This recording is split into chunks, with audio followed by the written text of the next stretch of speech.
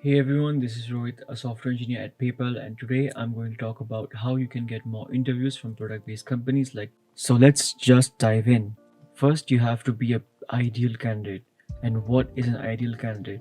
If you're from a product-based company already, or you're in from a good company, then you have more chances to get an interview. Yeah, I know that's no-brainer, but that does help. If you're not from a product-based company currently, don't lose hope. You will easily get a product-based companies if you have other skills as well. Don't worry if you're not from a product based company, there are several opportunities out there where you can easily grab when you have the right skill set. Point number two is if you have a good amount of experience in development related work in latest tech stack.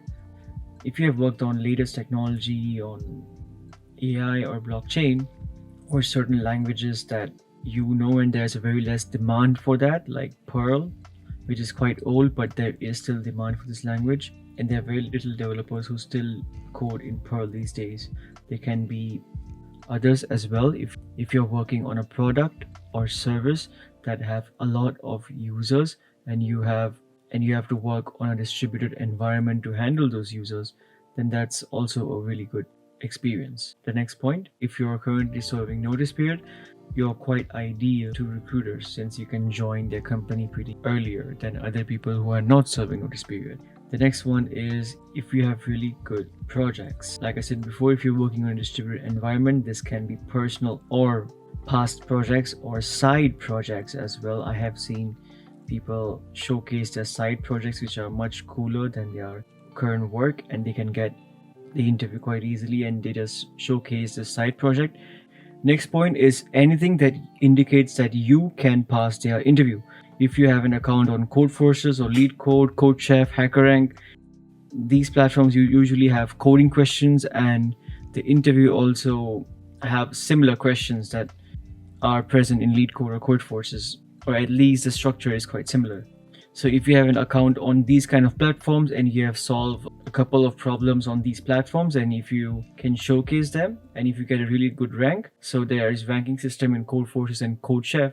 LeetCode also has a ranking system, but it only appears when you give a particular bi-weekly challenges or weekly challenges. But the number of problems you solve on LeetCode can indicate that you might be ready. It doesn't guarantee, but there I have seen people who can clear Google interviews if they have solved 50 or 100 problems. I have seen people who have solved thousands of problems on LeetCode, and even though they have solved thousands of problems, they are not able to crack the interviews. So take it with a grain of salt. There is proper technique that you can use to solve LeetCode problems, and if you want a video on that, do let me know in the comment section below.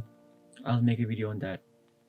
So we have talked about what are the ideal factors that make you a candidate, and let's talk about the factors that can make you not an ideal candidate. So if you're from a service-based company like TCS, Infosys, Accenture, I'm just taking a couple of names here, this is just an example.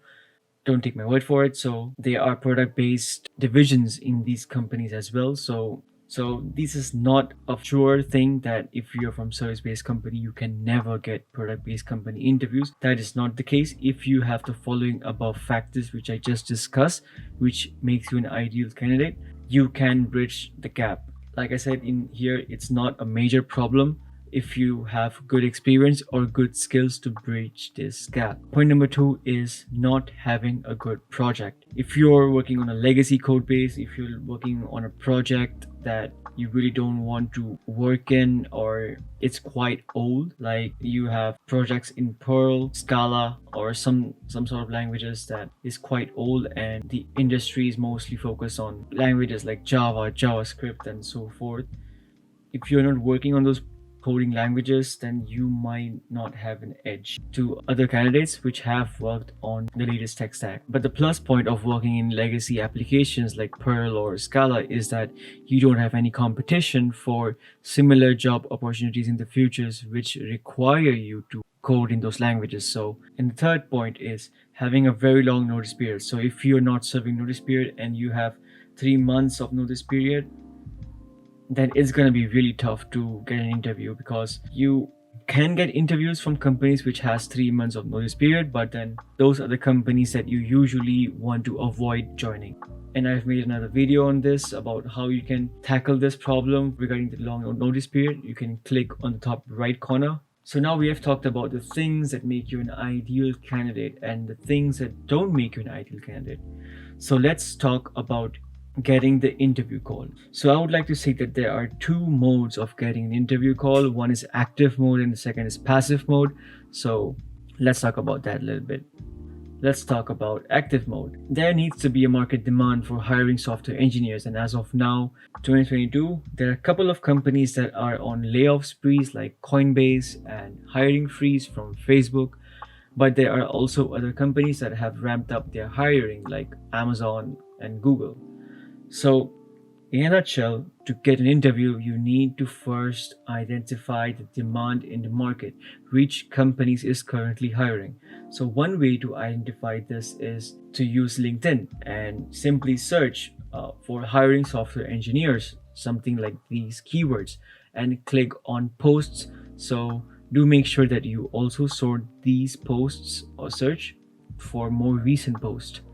So this can help you to search for posts by people who are currently hiring software engineers. It can be recruiters or hiring managers. So once you identify who are currently hiring, connect them or reach out to them on LinkedIn or email if you can find them. Email if you can find it.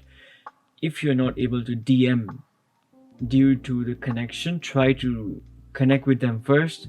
And also I would recommend to search for people or connections who have hiring keywords on their profile.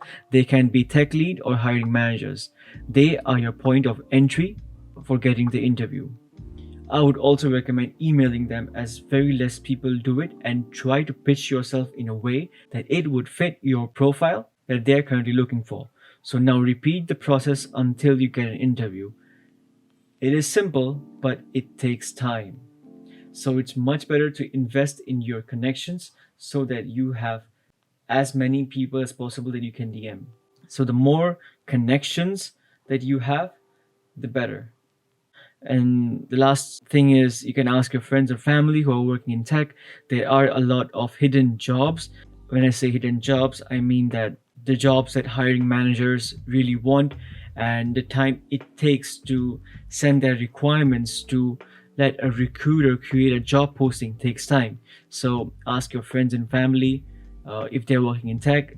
They might know that a particular person is looking for a software engineer and they are looking for hire, or they're actively hiring. So once you know anyone, even though if they are not currently active on LinkedIn, that might be also another route that you might want to take a look at.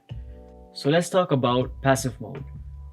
This means that you are not currently looking for a job, and this is one of the best place to be in if you don't need to switch right that instant. If you're not actively looking for switch, and because of that you can interview with a calm mindset. So how can you let recruiters come to you for job opportunities without even reaching out to people or reaching out actively? So I've made another video on this, so you can click on the top right corner and go to the video. It's about how you can optimize your LinkedIn profile and let recruiters come to your LinkedIn profile and see your profile, and if they like it, they can DM you. So, and let recruiters also search for you. So be sure to watch that video to understand how you can let recruiters to come and DM you for new job opportunities. So the last thing is quite simple, and it does take a little bit of time, is to write good content on LinkedIn. So if you write good content or any type of information that you want to share on LinkedIn, professional information that can help you and other people who are working in your industry, that can help other people to find you on LinkedIn and let your profile be more visible. And recruiters can, and I'm sure that LinkedIn has an algorithm that keeps your profile much higher the more active you're on LinkedIn.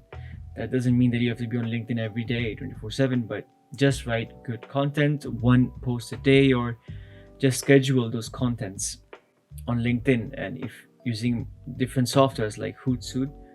So that's all for this video. I hope you like this content. So do subscribe to my YouTube channel if you want to watch for more such content. Thanks for watching.